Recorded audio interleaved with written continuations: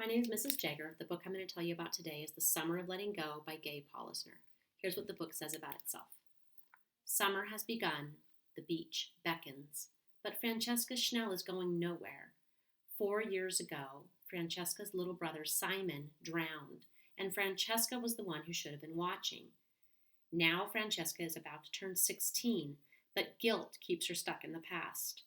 Meanwhile, her best friend Lisette is moving on, most recently with the boy Francesca wants, but can't have. At loose ends, Francesca trails her father, who may be having an affair, to the local country club. There she meets 4-year-old Frankie Sky, a little boy who bears an almost eerie resemblance to Simon, and Francesca begins to wonder if it's possible Frankie could be Simon's reincarnation.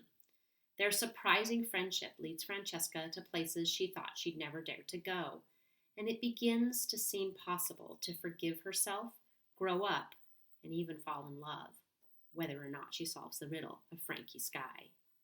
This book is about Frankie's path to self-forgiveness. I'm going to read a passage from page 21 for you today.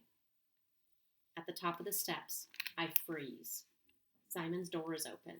Not fully, just the slightest bit ajar, which shouldn't be that strange, except it is, because Simon's door is never open, ever. Only my mother opens it, and only my mother goes in.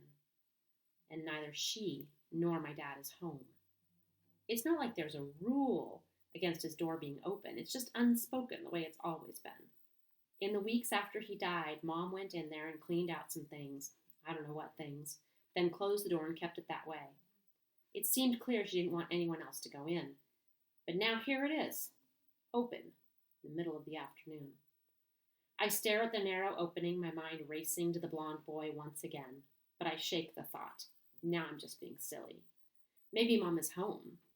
Maybe her car pulled in and I didn't hear it, and she snuck past me and is sitting there on his bed. A sense of urgency comes over me, the kind I always feel when I remember that I'm the one responsible for how things are, so it's my job to keep my mother from breaking. I take the few remaining steps to the door and push it wider. The room is empty. Sunlight spills in through the window, spreading baptismal rays across the pale blue carpeted floor. Dust motes dance in the swirling lines. Everything's peaceful and quiet. I force myself to walk in. I picked this passage because it shows a little of the background of Frankie's story. I think people who have trouble with feeling guilty about things should read this book, because Frankie struggles with tremendous guilt and finally comes to terms with it. Thank you.